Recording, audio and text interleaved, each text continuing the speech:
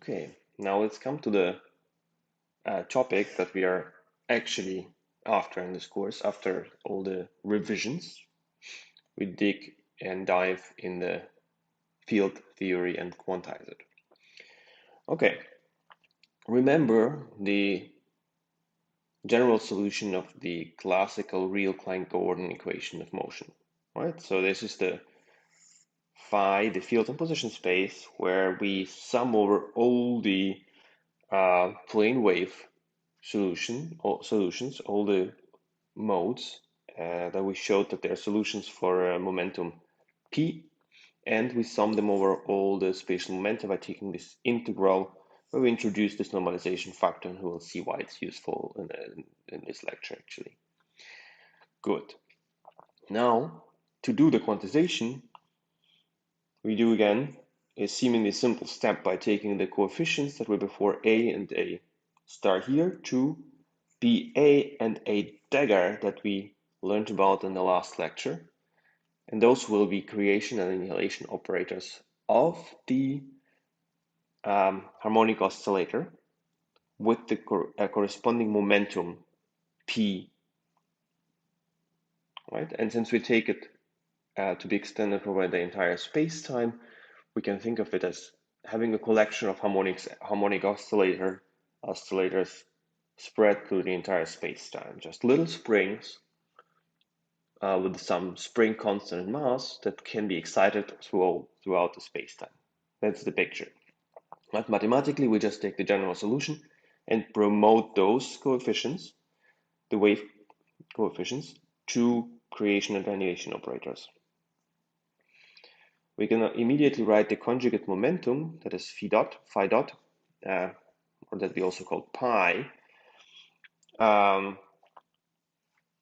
taking the time derivative of this expression that brings down this EP from the norm from the scalar product here in the exponential functions. It's essentially very similar to what we did in the last, or in the lecture last week, and it gets us down then factor of I and the factor of E. So looking at this also with the corresponding norm factors, you actually already see a similarity between the representation of the Q and P and for the harmonic oscillator in terms of A and A dagger, where you replace essentially the frequency omega and the energy. This is the same for a wave, that is also a field. And then you see that this is a very similar representation, just where you have now an integral here because we have a continuous quantity.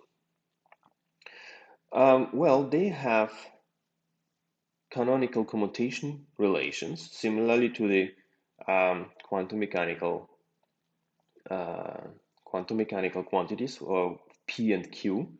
This phi and pi here, the field and its momentum, commute to give you I times the delta function in the 3 space, which we said is the 1 in function space. Yeah, so their commutation relation is essentially I with the appropriate factor of the delta function here, and the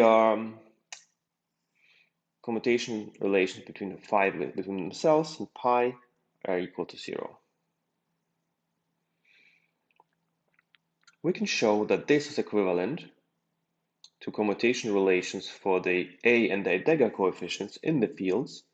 Yeah, postulating this canonical commutation relations, we can show that they're equivalent to the commutation relations for the creation and annihilation operators that are also equal to 1, but just with a prefactor of 2 pi cubed. The A and A dagger mutually simply commute with each other, and the commutation relation is equal to 0.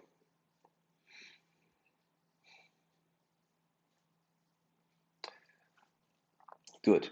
Now for the proof that it is true, we can just do a Fourier transform that projects out the momentum modes of these solutions. And this is done by doing the Fourier transform from position space to momentum space without the factors of pi and with a negative sign in the exponential here. So doing this, we have we plug in the definition of phi from above. We have two integrals that are space and time and those fields here. So now we recall the definition of the delta function with the help of the integral over the space here, integral over space, e to the minus I, or e to the I p minus p prime times x, right here, gives us actually the delta function when we apply this integral here. Right? You can just use the definition and we get the delta function. But this factor with the energy remains free. Now, next step is to use the delta function and apply the momentum integral. That will set the p equal to p prime, gets rid of the delta function, and we call everything, all p's now p primes. So there are no p's left here anymore. Here we have actually a delta function with a plus sign because we had another combination. We had p minus p prime here and p plus p prime here. So we have a delta function with a p plus. So this integral over this part gives you identifies p with a minus p prime. So you get the minus signs over here. Excuse me. So now the same can be done for the momentum. The Fourier transform gives us very similar function with a different prefactor here, with a different sign here, and an I down here. Okay. Now to get A and A dagger out of these combinations, we can do, since we call this part here, this is called B, and this thing is called A. You can see that taking square root of 2e times A plus this prefactor times B with a positive sign and an I multiplying this factor and multiplying the whole thing by e to the IET, that gives us A. Yeah, this will be also part of the homework to understand the steps, but it's fairly simple. It's just algebra, adding those functions. You see that terms drop out, that you're actually just left with A from this side, and combining the two expressions with different prefactors gives you A dagger. So rewriting what we have here, actually, without plugging in the final result, but the things we started with, the initial definitions of the Fourier transforms, shows us how the A and A dagger are written in terms of the fields phi and pi. And see here actually this e to the I px, this is the Minkowski for space-time product. And there's an integral over it. But again, if you look at the prefactors here and the E and I and factors in the structure, this is exactly the same as the quantum harmonic oscillator, just that you take a integral over the entire space. And this is really equivalent to the picture of having harmonic oscillators all over the spread all over the space-time, where the frequency is just given by their energy.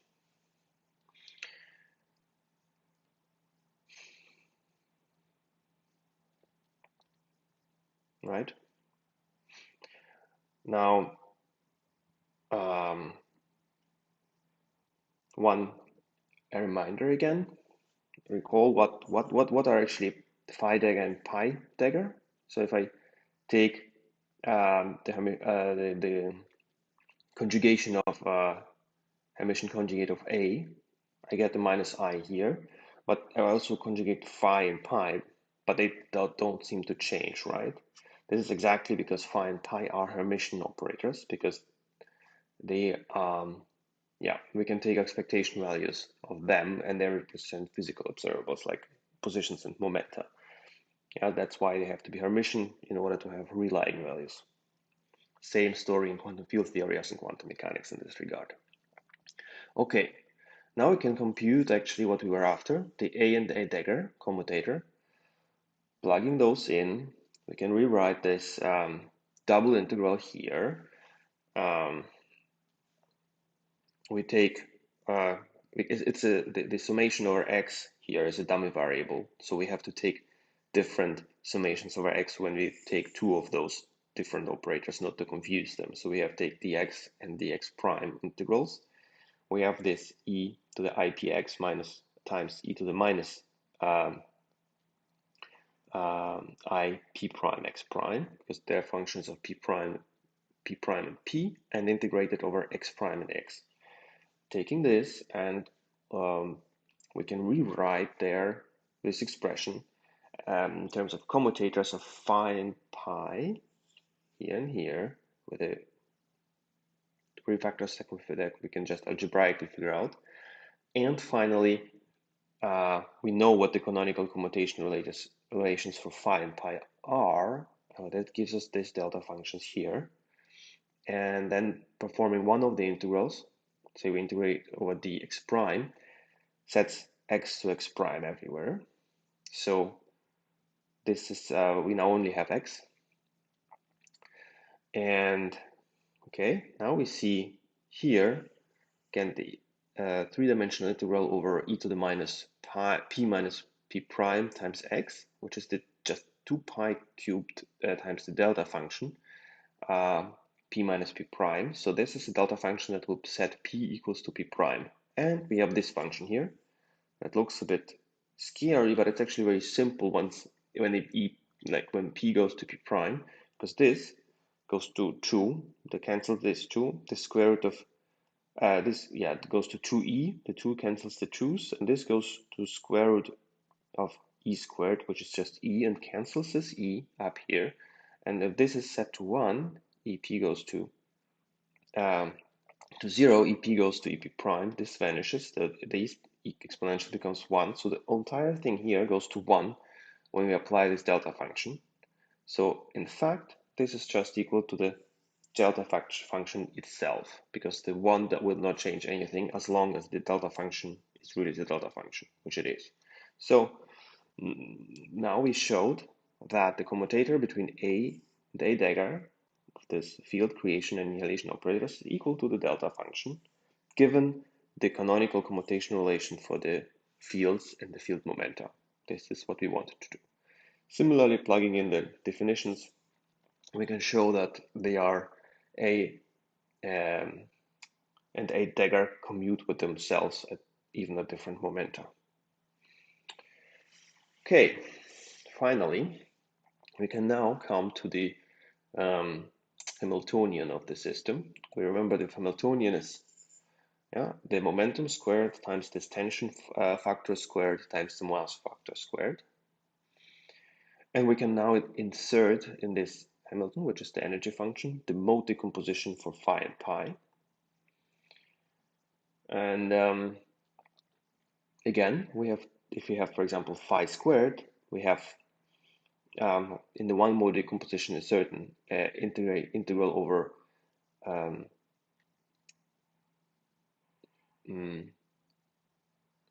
integral over dq, and then in the other factor, in the other phi that we multiply it with, we should take the integral over momentum p or p prime, or q and q prime, but we have to keep them separate, not to get confused, because they are not integrals over the same variable. They're two different variables when we take the mode decompositions and plug them in.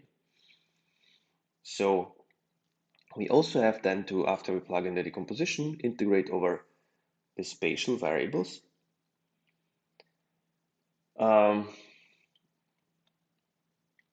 And then we also have to use the delta function definition that we can, when we inserting in here, to perform one of the momentum integrals.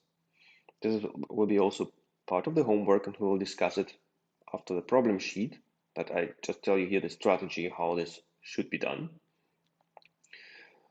So after you plug the fields in, the integrals, you will have exponential functions that will be turned under the momentum integral into a delta function, and then that will allow you to do the spatial integration and get rid of one of the momentum integrals as well in the delta function. So that what you're left with is one momentum integration, and then one combination of a and a daggers with this term here, and another combination of a and a daggers with this term here. Now we remember that e squared is b squared plus m squared, which kills this term. So this is 0. And this is just 2 times e. And it turns this 1/4 into 1/2. And we are left with this term here. A dagger plus a dagger a times e. Very similar again to the quantum harmonic oscillator. We can use the commutation relation between a and a dagger to write it as I a dagger, which we will later see is just a thing that counts the number of field quanta. Multiplying the energy, integrate in the integral over all the momentum modes. But we have here the commutator of a dagger and a with p being the same as the delta function at 0. Yeah? If they were different, you would have p minus p prime. Since they're the same as the delta function at 0. What is this? This seems to be badly divergent, and we will discuss it now. So what did we do in quantum mechanics? We had this ground state where the annihilation operator got rid of it because it couldn't lower the energy further. It's the lowest energy state. Quantum field theory, we will call it the vacuum state. It's a ground state, but since it covers all the space-time, we call it the vacuum. Now we hit the vacuum state with the Hamiltonian operator. The first term here gives us nothing because the energy, the part here vanishes. And the second term with the delta function multiplying E gives us the ground state energy of the vacuum. So the integral over this delta function times E is the vacuum ground state energy. Seems pretty badly divergent. But yeah, it's a consequence of our the fact that we have infinitely many harmonic oscillators. That seems okay. So there's hope that we can cure that this way. So let's do one thing. And we realize that there are actually two sources of divergences here. So one has to do really with space, called long wavelength divergence, or infrared divergence in the quantum field theory terminology. Let's take this delta function, and remember its definition. Its definition is in terms of the Fourier transform, but just let's take it not to be in the infinite space, but first in a box of size L. So we limit all the coordinates x in all directions by L let's go from minus L half to plus L half in each direction. So it's a box. Here, this we have to evaluate at p equals 0, so this is just 1. So we just have the integral over space in the box. It gives us just the volume of the box. So if you send the L to infinity, it's the entire volume of space, which is divergent, fine, but we know how it diverges. It goes proportional to the volume of the space around us. So let's divide by it. We take the energy of the vacuum, divide by the volume. We get the energy density of the vacuum. That gets rid of the delta function divergence here. That's good. But we're still left with this integral over the momentum mode times the energy. Energy is momentum squared plus m squared, square root of it. So plugging this in, we see that especially when the p gets large, you get something that goes as in this square root, the p squared dominates over m squared. And then we have p squared, square root of p squared is just p. So we have something that goes like p cubed together, integrated over p, which will be proportional to p to the 4. And if, yeah, we integrate from 0 to infinity. So obviously you have some infinity to the power 4, which is not good. Right, so this divergence again appears at large p, or equivalently small distances, and this is called ultraviolet divergence in quantum field theory because it's connected to short wavelength modes and high energy modes. We talked about energy and length relations in the very first lecture. Now we can regularize the integral actually to get control over it by a cutoff in the momentum space. We say, okay, typically this is like a momentum of an energy scale where we would expect the theory to break down. One example would be the Planck scale. That is like the natural expectation for the momentum cutoff. We will talk about this in a second, but let's say we just mathematically now introduce the cutoff in the momentum space. So now the integral over this, since the cutoff should be much larger than the mass scale, gives us something that's proportional cutoff to the fourth power. Yeah, and the cutoff is in the momentum scale, so it's an energy scale to the fourth power. Well, yeah, this indeed is actually a deep problem, but not really for quantum field theory, because quantum field theory doesn't care about absolute energies. Yeah, so if the harmonic oscillator or all the fields have a ground state energy that is something, yeah, we just parameterize it by this lambda to the 4.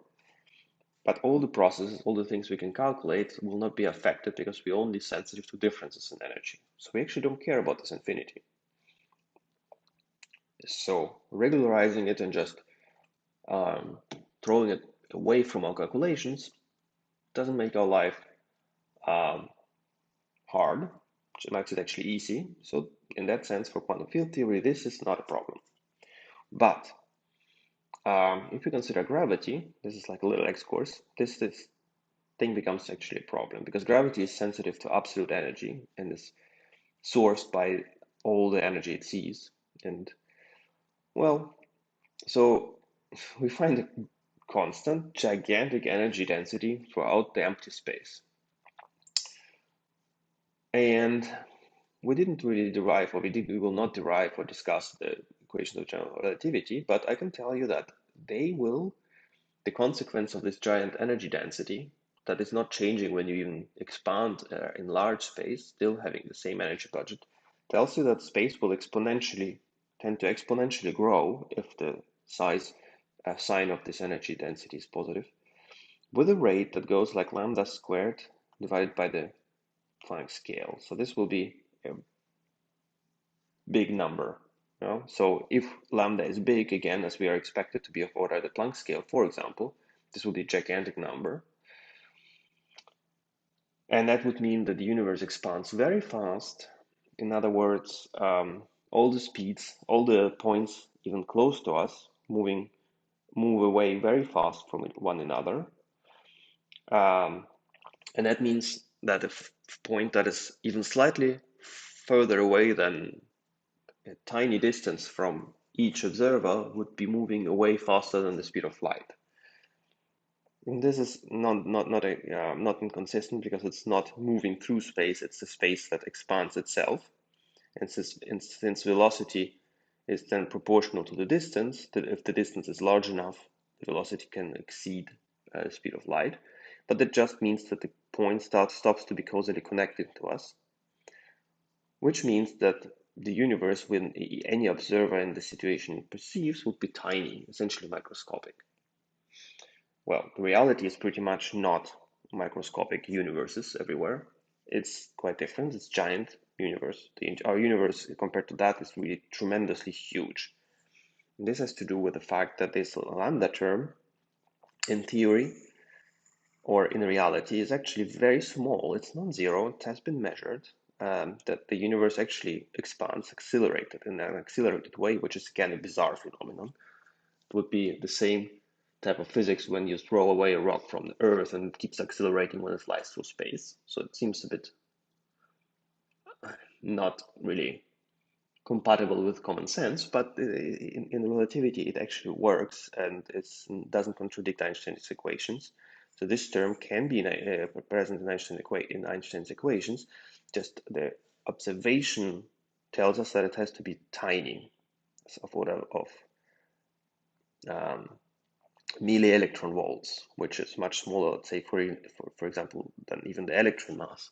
So our kind of cutoff that before of the cutoff of the integral that has to go with to the scale of the validity of the theory is definitely not the right approach, because definitely our quantum field theories work and are well defined above the energy scale of the electron, and of course above the energy scales of this energy scale.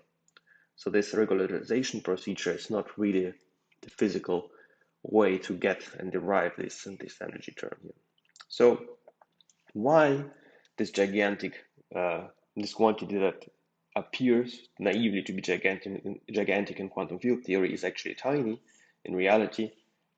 No one knows. It's one of the hardest problems, let's say, of theoretical physics. We have no idea how to solve it really. So with this insight about divergences and connections to gravity and the so-called cosmological constant problem, I just finish the lecture. Yeah? This is also called the cosmological constant. So this is like a huge discrepancy for theoretical physics. No idea how to solve it, but yeah, it's good to point out problems as well. Good. Next time we'll be talking about particle interpretation of the fields and how the field quanta can be seen, or excitations of the field can be seen as particles.